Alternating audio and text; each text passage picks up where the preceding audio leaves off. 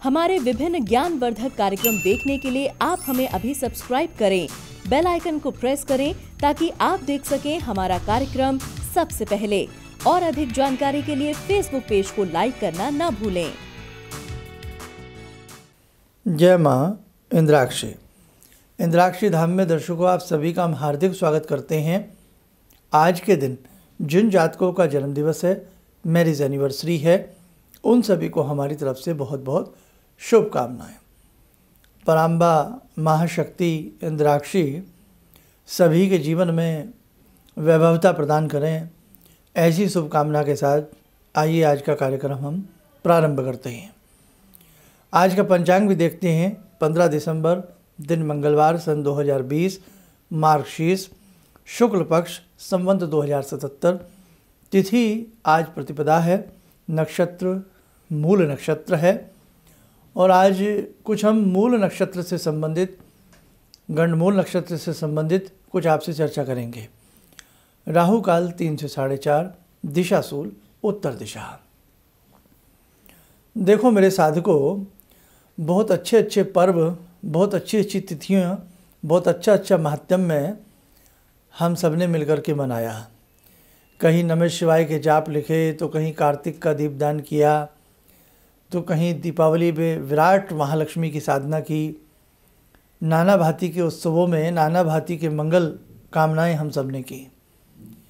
इसी को कहते हैं बूंद बूंद से घड़ा भरना, है ना।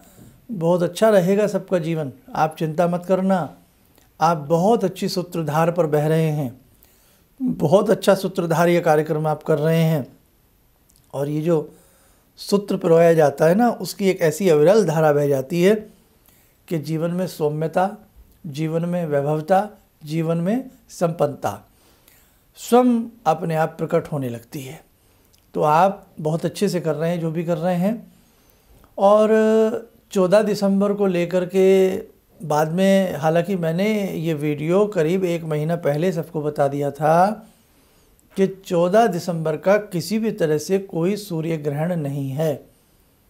बड़ा अफसोस होता है, बड़ा दुख लगता है जब इस प्रकार की अनगढ़ बातें हम सुनते हैं। और देखो, ग्रहण अब ये इतना बड़ा विश्व है, कहाँ क्या होता है उससे हमारा सरोकार नहीं है। ज्योतिषीय घटना में हमारे जो पंचांग हैं, उन्होंने स्पष्ट लिखा है कि भारत में इस ग्रहण का किसी भी रूप से कोई प्रभाव नहीं आएगा। तो जब प्रभाव ही नहीं है और ना ही वो ग्रहण यहाँ दृश्यमान है, तो आप बताइए किस प्रकार का सूतक, किस प्रकार का पातक और किस प्रकार का राशियों पे उसका प्रभाव। हालांकि ग्रहण का राशियों से इतना कोई लेना देना नहीं होता, ये तो एक पुण्य पर्व काल होता है। पूजा, समाधि, यज्ञ, जप तप के लिए ग्रहण माने जाते हैं।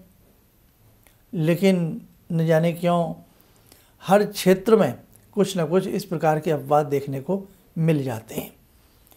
इसीलिए मन कचोटता है कि अपने कुछ ऐसे साधकों को, अपने कुछ ऐसे लोगों को बहुत अच्छे से ज्योतिष, बहुत अच्छे से विद्याएं सिखाई जाएं, ताकि लोगों को चेता सके। ग्रहण नहीं था, फिर भी हमारी माँ बेटियाँ जो इस प्रकार से चिंतित हो जाती हैं, और जो बच्चियाँ प्रेग्नेंट हैं तो वो भी देखो चिंतित हो जाती हैं। चीज़ है नहीं लेकिन चिंता का विषय बन जाता है। चलो, हम भी अपनी गलती मानते हैं कि कल हम भूल गए बताना ये, लेकिन हमने 1 महीने पहले, करीब 20-25 दिन पहले, जब पहले भी अफवाह उड़ी थी कि ग्रहण आ गया, तब हमने कहा था कि किसी तरह का कोई ग्रहण नहीं है। और 14 दिसंबर का तो किसी भी तरह का कोई माननीय ही ग्रहण नहीं था। अब उल्टे सीधे हम उपाय कई बार कर बैठते हैं, तो कई बार हमें उसका नुकसान भी उठाना पड़ जाता है। तो अब मैं भी बहुत कोशिश करता हूँ कि चप्पे चप्पे का ध्यान रखूँ, समय समय पर चेताता रहूँ। लेकिन देखो भाई, मेरे साथ भी बहुत कार्य जुड़े होते हैं, इसीलिए मैं ये ग्रहण की बात तो मैंने बहुत एडवांस में सबको बता दी थी। खैर, अब देखो, आज जैसे मूल नक्षत्र है, हमारे 27 नक्षत्र होते हैं। हालांकि ज्योतिषीय क्लासों में संडे टू संडे जो क्लासें आपकी चलने वाली हैं, कल भी हमने एक टच दिया था मंगल का, उसमें मंगल ग्रह के बारे में बता दिया था, राशि परिवर्तन का। तो जो कुछ ऐसी चीज़ें हैं, परसों बताया था शायद हमने मंगल का, हाँ संडे में, तो कुछ ऐसी चीज़ें हैं जिसमें आपको ध्यान रखना होगा। अपनी एक अच्छे से डायरी बना लेना ताकि बहुत कुछ आपको पता लगता रहे।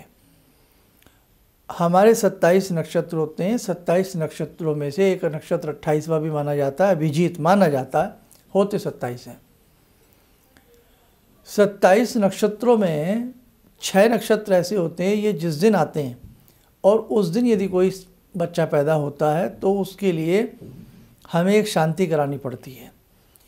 बहुत लोग उपहास करते हैं, ये सब क्या है, ये सब अंधविश्वास है। देखो, नाच न जाने आंगन टेढ़ा, लोमड़ी के अंगूर हाथ नहीं आए तो बोली खट्टे हैं। जिसे इस विद्या की जानकारी नहीं है, जिसने इस विद्या को नहीं पढ़ा है, जिसका इस विद्या से कोई सरोकार नहीं है, उसका हक भी नहीं बनता ये सब कहने का। ये अंधविश्वास है। आप पहले किसी विद्या को पढ़िए, आप किसी विद्या के पहले जानकार बनिए, तब देखिए कि उसमें कितना लाभ है कितना नहीं। आपको मालूम है, बहुत लोगों को गंडमूल शांति क्या होती है मालूम ही नहीं है। बहुत लोगों को इतना मालूम है, हाँ एक नक्षत्र आता है उसमें बच्चा जन्म ले ले तो गंडमूल में कहलाता है। एक पंडित जी आते हैं, मंत्र बुदबुदाते हैं और 2-4 लकड़ी जला करके वापस दक्षिणा लेकर के चले जाते हैं। साहब नहीं, आप अभी बच्चे हैं ज्योतिष के क्षेत्र में, आपको मालूम है। हाँ ये मैं मान सकता हूँ, अगर कोई केवल ऐसा ही आपको पूरी विधि विधान के साथ कार्य नहीं कर रहा है तो वो अपने सब्जेक्ट का जानकार नहीं है, चाहे वो ब्राह्मण है या वो कोई भी है। गलती कई बार दोनों तरफ से होती है, अज्ञानता से भी और मास्टर जी से भी, समझे। अब देखिएगा, मैं आपको एक बात बताता हूँ। आपको 6 नक्षत्र तो मालूम ही होंगे सबको, जिसमें आज मूल नक्षत्र है, इसके बाद 5 नक्षत्र बनते हैं। आपका आश्लेषा नक्षत्र बनता है, ज्येष्ठ नक्षत्र बनता है, अश्विनी नक्षत्र बनता है, रेवती बनता है, मगा बनता है। ये आपने सबने लिख भी रखे होंगे। आगे एक क्लास इसी लूँगा जिसमें सारी चीज़ें डिटेल के साथ आपको बताता चलूँगा। अब जब ये नक्षत्र होते हैं, उस नक्षत्र में ब्रह्मांड में या वातावरण में एक ऐसी ओरा होती है कि वो बच्चे के लिए और माँ के लिए, जिसमें हम देसी भाषा का शब्द यूज़ करते हैं जच्चा और बच्चा, सुना भी होगा, दोनों के लिए वो इन्वायरमेंट अच्छा नहीं होता है। उस समय में जो जातक पैदा होता है उसके कई बार शरीर में विशेष प्रकार की कमजोरी रह जाती है। उस कमजोरी को दूर करने के लिए इसमें एक बहुत ही सुंदर विधान है, गंडमूल में अभी बताने वाला हूँ। और कई बार वो ग्रह इतना भारी होता है कि वो कई बार मामा पे भारी होता है, कई बार पिता पे भारी होता है, कई बार वो स्वयं माँ पे भारी होता है और कई बार वो बच्चा स्वयं पर भारी होता है। अब वो किस किस कैटेगरी से भारी होता है वो एक बहुत बारीक सब्जेक्ट है, वो क्लासेस में आपका चलाऊंगा मैं।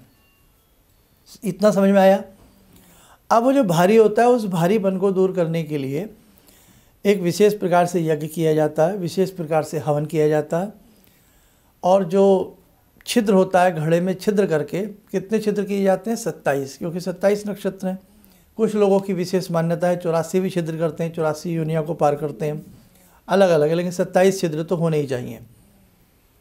27 उस घड़े में छिद्र किए जाते हैं और फिर उस घड़े में स्नान कराया जाता है। अब सुनो, स्नान क्यों, हमने कहा ना फिजिकली कहीं ना कहीं दिक्कत ना आए, तो इसमें विशेष प्रकार की आयुर्वेदिक औषधियाँ उबाली जाती हैं 4-5 घंटे। पूरा एक बड़े से बर्तन में पानी गर्म किया जाता है और उसमें वो सारी औषधियाँ डाल करके उबाली जाती हैं, तो वो जल औषधीय जल बन जाता है। जैसे कोरोना से जान बचाने के लिए हम काढ़े पी रहे हैं, तो ऐसे ही वो औषधीय जल बन जाता है। और जब वो औषधीय जल बन जाता है तो कारण क्या है कि 27वें ही दिन क्यों वो शांति कही गई है। बोलते कहते हैं ये क्या आंकड़ा हुआ 27वें दिन, वो इसलिए भैया कि वो नक्षत्र फिर आता ही 27वें दिन है। क्यों, कितने नक्षत्र हैं 27 नक्षत्र हैं। तो जो आज आ गया वो कब आएगा, वो आएगा ना 26-27 दिन के बाद ही आएगा। इसलिए कहा गया है कि बच्चे के जन्म के 27वें दिन या उसके 27 महीने के बाद, क्योंकि बच्चा छोटा होता है। अब वो कैसे होता है साहब, बहुत छोटा बच्चा है तो माँ क्या करती है, माँ को बिठाया जाता है और माँ एक पल्लू सा ऐसे ले लेती है, कंबल का टुकड़ा बच्चे के ऊपर ढाँप लेती है और वो जो जल जब ठंडा सा हो जाता है, जितना हम सुहा सकता है हमारी बॉडी पर, तब वो जल बॉडी के ऊपर उसका छिड़काव किया जाता है। जैसे कीटनाशक दवाइयाँ छिड़की जाती हैं पर्यावरण को शुद्ध करने के लिए, की जाती है ना। अब जिसे पता ही नहीं हो गया, अरे ये क्या बदबू आपने फैला दी, है ना। वही बात, नाच न जाने आंगन टेढ़ा, बंदर क्या जाने अदरक का स्वाद। छोड़ने वाला नहीं हूँ मैं यहाँ पर किसी को भी। आप मेरे शिष्य बनना चाहते हैं तो आपके अंदर ये सारी चीज़ें आपको सीखनी होंगी। छोड़ना नहीं है कच्चा इन लोगों को जो इस प्रकार से उपहास करते हैं बिना मतलब का। अब ये सब हुआ जब वो माँ को उन औषधीय तत्वों से स्नान कराया जाता है तो फिजिकली वो अपने आप को बड़ा एक्टिव महसूस करती है, क्योंकि द्रव्य हैं। आज आयुर्वेद ने जान बचाई है सबकी, आप माने ना माने, सबको काढ़े याद आ गए आज। वही तुलसी जिसे कहते थे हिंदू लोग पागल हैं, वही तुलसी सब पी रहे हैं अब, वही काढ़े पी रहे हैं। वही लौंग की वैल्यू बढ़ गई, तुलसी की वैल्यू बढ़ गई, अदरक के भी भाव बढ़ गए, है ना। तो अब देखो ना क्या किसने जान बचाई है। अब मानो ना मानो धरी रह गई मेडिकल साइंस एक तरफ। इसलिए भैया वक्त पे पता लगता है कि क्या चीज़ किस काम आ सकती है। सब्जेक्ट नहीं पढ़ा हो तो बात अलग है। भारत सरकार ने भी स्पेशल द्रव्य बनाया, स्पेशल काढ़ा बनाया और सभी के लिए बांटा गया। तो ये भाई बहुत अच्छी बात है। आयुर्वेद मामूली विद्या नहीं है, ये बहुत बड़ा विज्ञान है। ऐसे ही ज्योतिष शास्त्र भी एक बहुत बड़ा विज्ञान है, लेकिन ये विज्ञान लोप होता गया। ये सही लोग इसके लिए, सही टीचर, सही ज्ञान, सही पुस्तकें, सही चीज़ें लुप्त होती चली गई। अब देखो ना, आप बिहार की बात करें, नालंदा विश्वविद्यालय की बात करें, क्या हमारे पुस्तकों को जलाया गया साहब। वहाँ इनकी मुग़लों की महारानियाँ क्या करती थी साहब, जो गुसल खाना होता है ना, जिसे हम बाथरूम कहते हैं, उसमें जो अब तो ये गैस चूल्हे आ गए, है ना, रोड वोड डाल लेते हैं पानी में। पहले क्या था, लकड़ी जलती थी। यू कांट बिलीव, हमारे वो सारी पुस्तकें गर्म पानी करने के काम में आती थी। कितना विपुल साहित्य हमारा धरोहर का जलाया गया होगा। तो भैया ना वो ज्ञान रही, ना वो बात रही। और ये कहा जाता है हमारे ऐसे ऐसे पुस्तकालयों को अग्नि के हवाले किया गया कि जिनकी अग्नि 7-7 साल तक सुलगती रही, धधकती रही। अग्नि कोई बुझाता तो उसे मृत्युदंड मिलता। कहाँ हैं हम लोग, कहाँ थे हम लोग, और हमें कहाँ होना चाहिए। समझ रहे मेरे दर्द को। तो इसलिए मेरे साधकों, मेरे दर्शकों, मेरे बच्चों, हमें बहुत कुछ इस विद्या के लिए सोचना है।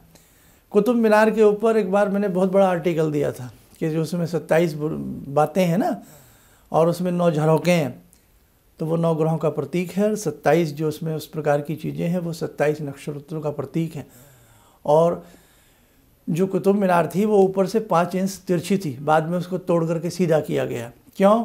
कि जो पृथ्वी का अंशात्मक अंश है वो कुछ अंशों तक तिरछा है। छोड़ दूंगा आज ये सब्जेक्ट, छोड़ दीजिए, फिर लूँगा कभी। तो जब हमें बहुत सारी चीज़ें पता ही नहीं और हम किसी से भी अट्टू गट्टू से सुन लेते हैं कि साहब तुम तो अंधविश्वासी, और अट्टू गट्टू कुछ भी हमें कह करके चला जाता है। क्यों? क्योंकि हमें भी कुछ नहीं पता होता। हमसे कोई बात करे पकड़ के बिठा लेंगे कि बैठिए साहब, यहाँ बैठिए हमारे सामने, आप अपना तर्क रखिए, हम अपना रखेंगे। जो विजय हो आइए उसकी काटते हैं जवान बैठ करके, सरेआम बैठिए जी। तो इसलिए आपको सब्जेक्ट में पुख्ता बनना है, बस, इससे ज़्यादा नहीं कह सकते हम। आगे बढ़ते हैं।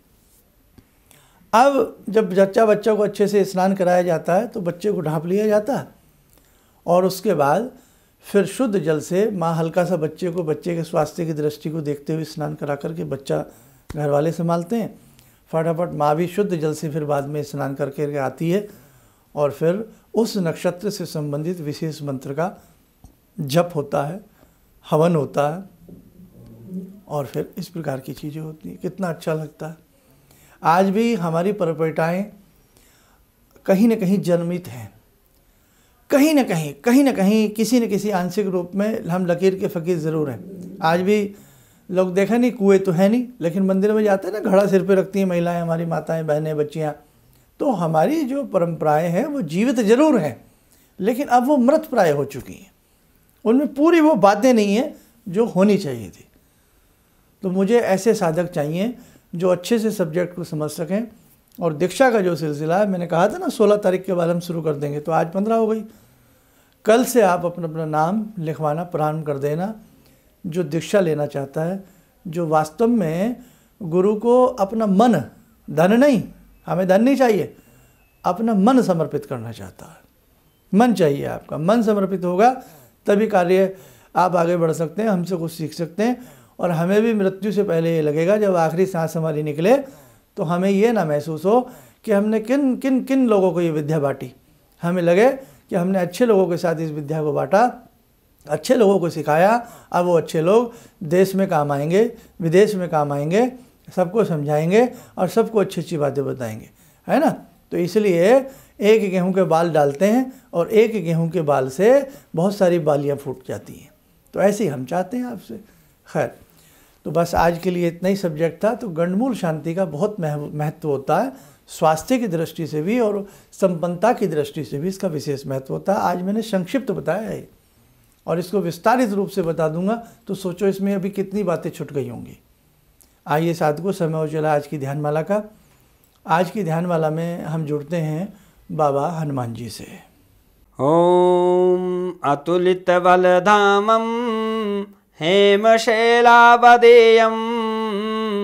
धनुजवन कृशानु ज्ञानिनामग्रगण्यं सकलगुणनिधानं वानराणामधीशं रघुपतिप्रियभक्तं वातजातं नमामि। मनोजवं मारुततुल्यवेगं जितेन्द्रियं बुद्धिमतां वरिष्ठं वातात्मजं वानरयूथमुख्यं श्रीरामदूतं शरणं प्रपद्ये। श्रीरामदूतं शरणं प्रपद्ये। रामाय रामभद्राय रामचन्द्राय वेदसे श्रीरघुनाथनाथाय सीताया पतये नमः। श्री हनुमंताय नमः।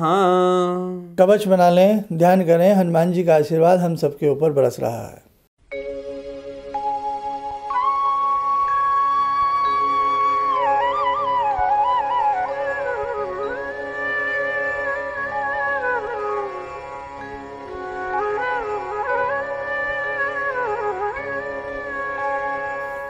ओम बोलते हुए नेत्र खोलें, सामान्य हो जाएं।